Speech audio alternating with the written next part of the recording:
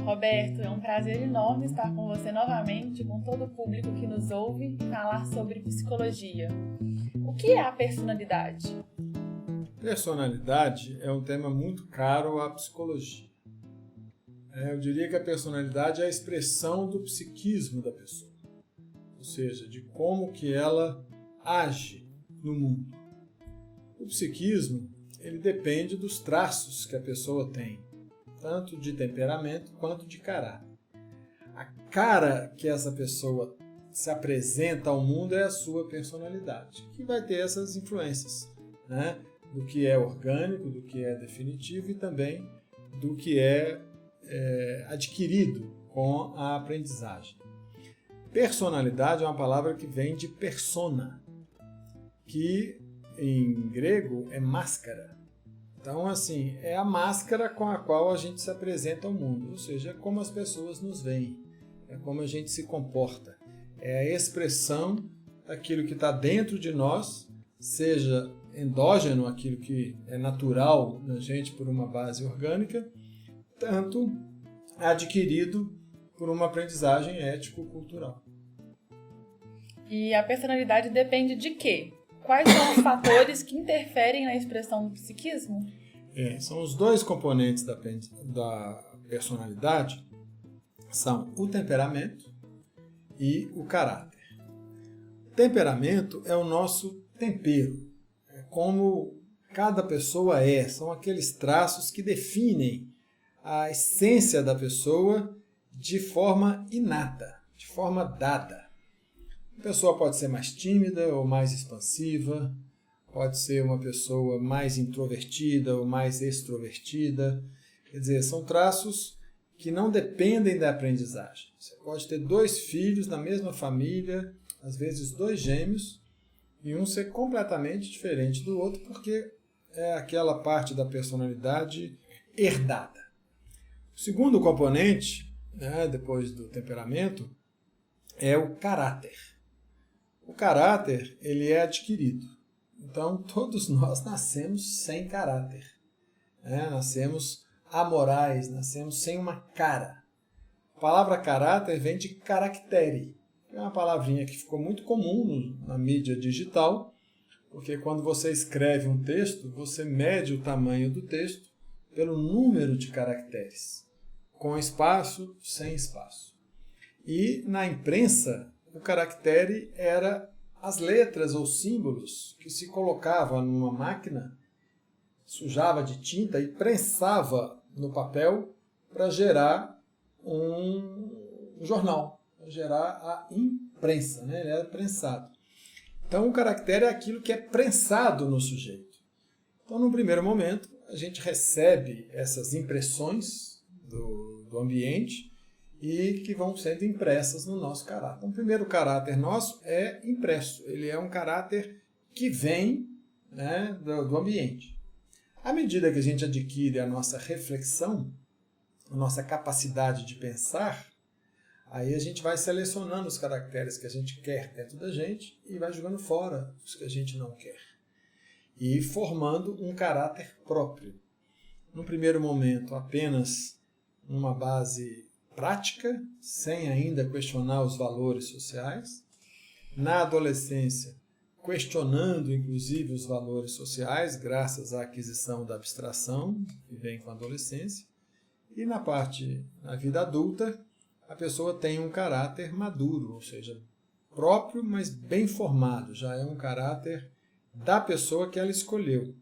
Então, o caráter é esse conjunto de valores e de traços construído pelo sujeito, que vai permitir a ele frear essas disposições e tendências do temperamento. Então, se a personalidade tem como componentes temperamento e caráter, um caráter é a dimensão responsável por frear as motivações mais orgânicas da pessoa para ela escolher como que ela quer atuar, para ela escolher como que ela quer se expressar, escolher com que cara que ela quer se apresentar ao mundo. Que bonito que é isso, né? Que a gente tem essa liberdade de fundamentar a nossa própria vida. O curioso é que você vai depender do ambiente para você ser capaz de fundamentar a sua vida. Porque isso que você está falando é o que é a liberdade. Você ter a capacidade de escolher a sua conduta, mesmo sendo uma pessoa de um caráter impulsivo, de um temperamento impulsivo. Ser capaz de frear a impulsividade. Vamos pensar assim, quando a gente pensa em personalidade, existem 3 construtos que fundamentam a personalidade. O primeiro construto é a motivação. Todos nós temos motivos para nos comportar.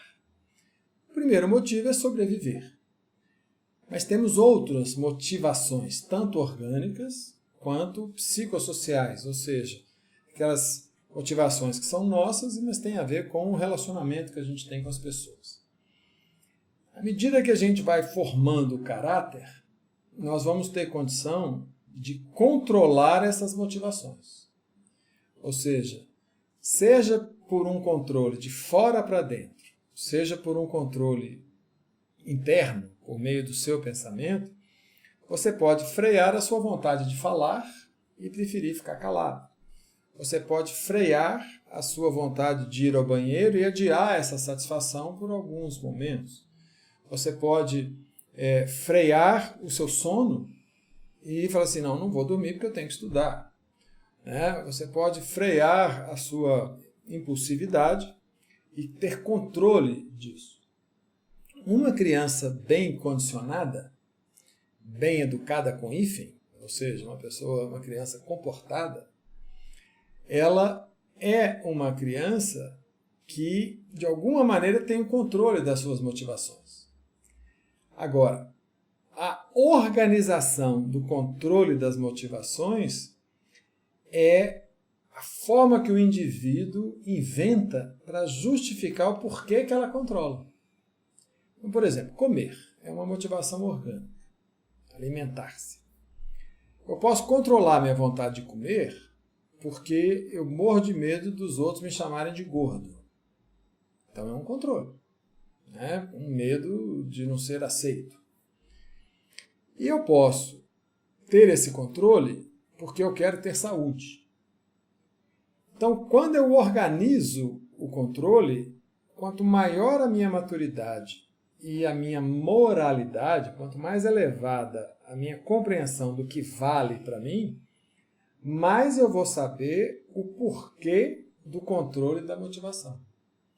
Então, personalidade é motivação, controle e organização. A organização depende da racionalidade. O controle pode vir pelo medo do castigo, pode vir pela vontade de ter uma recompensa. Mas a organização, ela depende do nosso pensar. Então, o caráter, ele tem uma fundamentação na racionalidade. Porque se eu organizo como que eu quero atuar, ou seja, qual que é a dinâmica que eu quero transparecer no meu comportamento... Vai passar pelo crivo da reflexão necessariamente. Necessariamente, isso mesmo. Então, o caráter tem uma fundamentação, uma construção racional. Uhum. E é justamente a capacidade de frear o nosso tempero, o nosso temperamento, que vai nos tornar humanos. Isso é uma outra coisa muito interessante. Quando a gente pergunta para qualquer pessoa qual que é a diferença entre o ser humano e os animais? Ou, como dizia uma professora minha, e os outros animais. O que nos distingue basicamente dos outros animais é que nós somos seres racionais. Ou seja, nós somos capazes de pensar. Se nós não somos capazes de pensar, se nós não pensamos, naquele momento nós não estamos sendo humanos. Porque se o ser humano é um ser racional, se eu ficar irracional, então eu não estou sendo humano. E aí eu tenho que concluir que nós não nascemos humanos. Porque nós não nascemos racionais. Nós nascemos animais. Nós somos, como dizem os piadistas, projetos de seres humanos. aquele bebê não é um ser humano no sentido filosófico da definição ser animal racional. Aquele ser que acaba de nascer é um projeto de gente, é um projeto de ser humano. Quer dizer, ele pode vir a ser racional. Você sabe onde que a racionalidade surge no ser humano? Qual parte do corpo? Não é na cabeça? Na cabeça? Em que parte da cabeça? No cérebro. No cérebro. Ou seja, a aquisição da racionalidade, ela é neurológica. Então, quando a gente fala psique é isso, né? Psique, mente, quer dizer, não é uma coisa só incorpórea, uma alma, né? Uma respiração, um sopro. A racionalidade, ela decorre de um amadurecimento encefálico. O neocórtex é o que nos permite a reflexão. Antes disso, a criança não é capaz de se ver vivendo. Se você cobrar de uma criança que ela se enxergue, fica quieto, meu filho, você está muito agitado, você vai acabar derrubando o copo. Você não percebe que você está agitado? A criança tem 4 anos. Ela não só não percebe, como ela não é capaz de perceber-se. Ela percebe que a mãe está falando que ela está agitada, ela percebe o mundo externo. Mas ela não é capaz de dobrar-se sobre si mesma, refletir, ou seja, ver-se espelhada e entender que ela está agitada. Essa aquisição depende do amadurecimento do cérebro. Então, a base do desenvolvimento também tem uma constituição fundamentalmente neurológica. E é só a partir dos 6 anos, então, que a gente pode falar que existe um caráter próprio. Antes dos 6 anos, esse caráter ele é emprestado do ambiente. E a criança só vai reagir aos estímulos externos. E internos endógenos, né, do seu temperamento. E como formar um bom caráter? Acho que todos nós queremos ser pessoas de bom caráter. Primeiro, não se forma um caráter antes de 6 anos. Né? Porque um bom caráter, aí a gente tem que ter o cuidado com a moralização do caráter. Porque bom é um atributo de um julgamento bom e mal do que é ruim. Né? Mas uma pessoa que tem bom caráter é uma pessoa que quer se elevar. É uma pessoa que quer se aperfeiçoar. Eu fui professor de ética e de ética nos negócios a minha vida acadêmica inteira. Como eu me formei em filosofia e em psicologia, na minha inserção na filosofia foi pela filosofia e pela ética. E a minha área de pós-graduação foi mestrado e doutorado em administração. Quer dizer, o meu doutorado é em filosofia, mas é um tema de ética nos negócios. Quando a gente trabalha o tema de ética, a gente tem que ter um certo cuidado para que não seja algo assim, isso é bom, isso é ruim.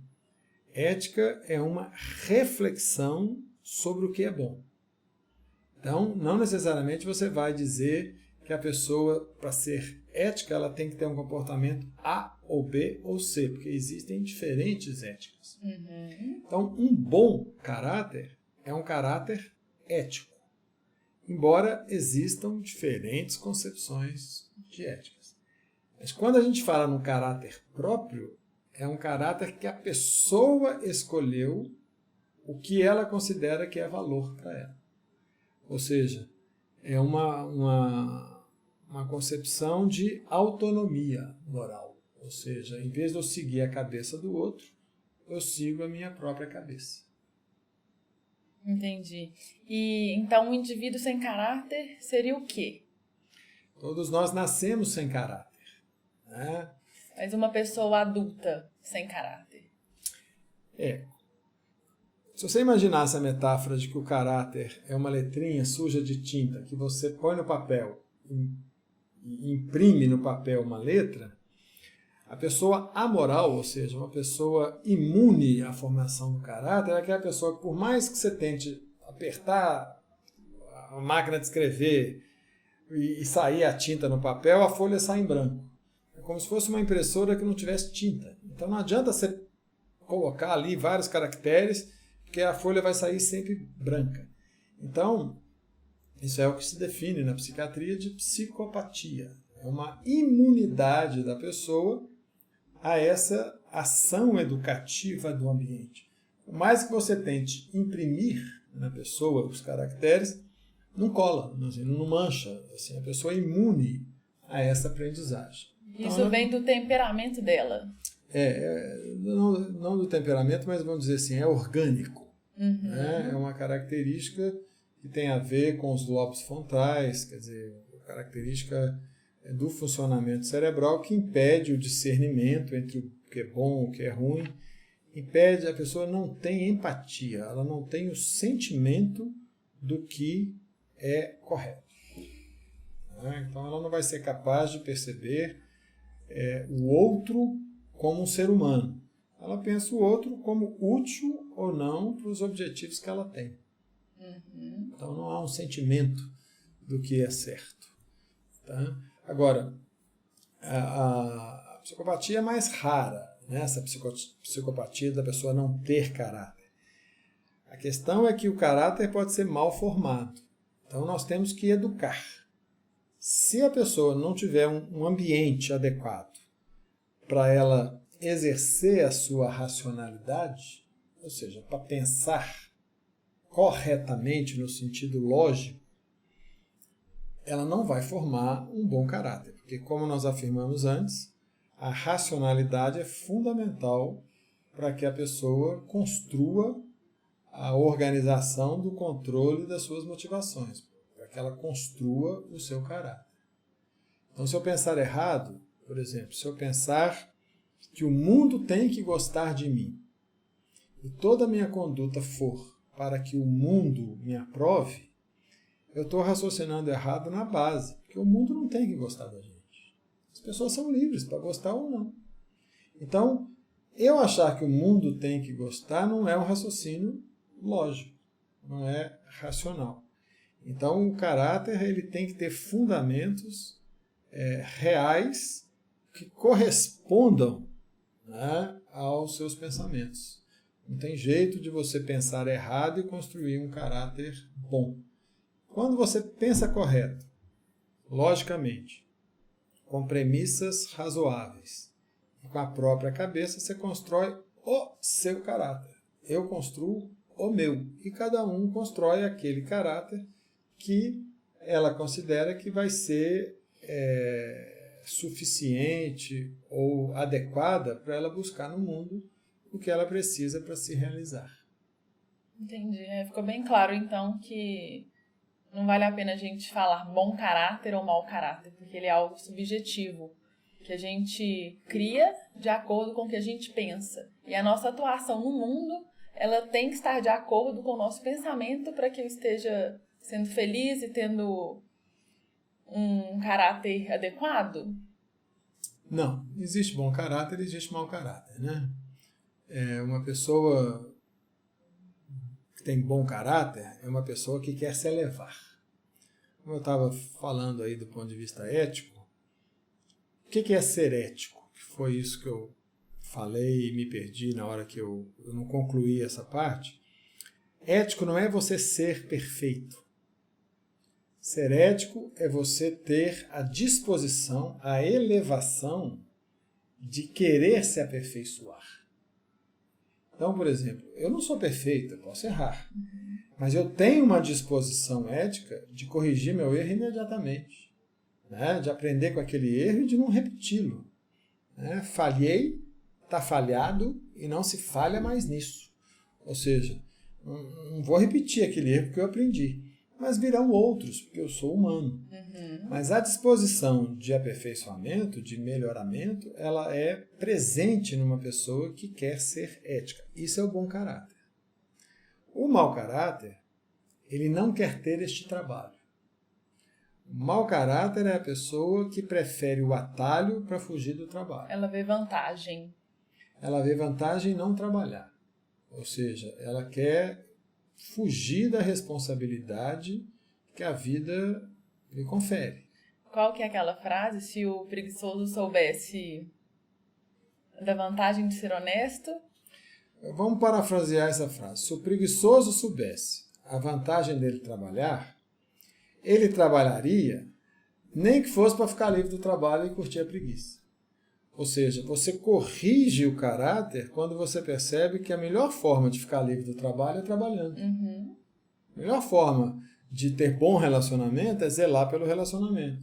A melhor forma de ficar livre de uma matéria chata na escola é estudar a matéria e passar logo. A melhor forma de eu ficar livre da cozinha suja é arrumar a cozinha. Ou seja, o trabalho ele não é um mal, ele é caminho para o objetivo que você quer. O mau caráter acha que o trabalho é um castigo. Entendeu? Ele não quer ter trabalho. O mau caráter, ele quer comer o fruto e não quer ser expulso do paraíso. Ele não quer tirar da terra o teu sustento com o suor do teu rosto. Ele vai querer que o índio trabalhe para ele ou que o negro trabalhe para ele. Ele vai escravizar os outros porque ele não quer ter trabalho. Então, a fuga do trabalho, a negação do trabalho, está na base do mau caráter. Ele acha que o atalho é mais vantajoso do que o caminho de menor resistência. Ele vai colar numa prova, né? Porque senão ele tem que estudar. Ele vai roubar, porque senão ele tem que ter um salário, ter um empreendimento que ele tenha renda. Então ele sempre vai querer pegar uma carona, um desvio, para não ter o trabalho de viver. E viver é trabalho. E no fundo ele sabe que não é a atitude mais adequada, mas mesmo assim ele permanece. Por isso é que é mau caráter, né? Porque ele sabe. A pessoa sem caráter, ela nem sabe, porque ela não tem a discriminação. Então você tem a amoralidade, que a pessoa não tem nenhuma noção de moral. Você tem o imoral, que é o que sabe a noção de moral e vai contra. Você tem a pessoa que tem uma moralidade, que aí ela tem a noção das coisas e age de acordo com essa noção. E essa vontade de se aprimorar, ela deveria estar presente na vida de todos nós, né? Porque a vida é feita de desafios. E a gente olhar e nos perguntar se nossas atitudes estão corretas ou então o que a gente poderia fazer para melhorar, isso é o que torna a gente humano. Claro. Né? Agora, quando o ambiente não favorece você construir o seu caráter, né? Eu tenho um irmão que fala, né? Qual que é a vantagem de você pagar o seu imposto de renda? Quer dizer, você paga o imposto de renda e você vê pessoas sonegando que não tem nenhum custo, né? Porque a pessoa sonega de um jeito que ela não é pega. Ou seja, quando a cultura favorece a permissividade, pode ser mesmo mais vantajoso não ser uma pessoa que obedece às leis. Né? Então, a cultura tem um papel fundamental, e aí eu diria que a educação tem um papel fundamental em favorecer a construção do bom caráter. Entendi. Então, finalizamos aqui o episódio 4, onde abordamos os componentes da personalidade, o temperamento e o caráter. Muito obrigada!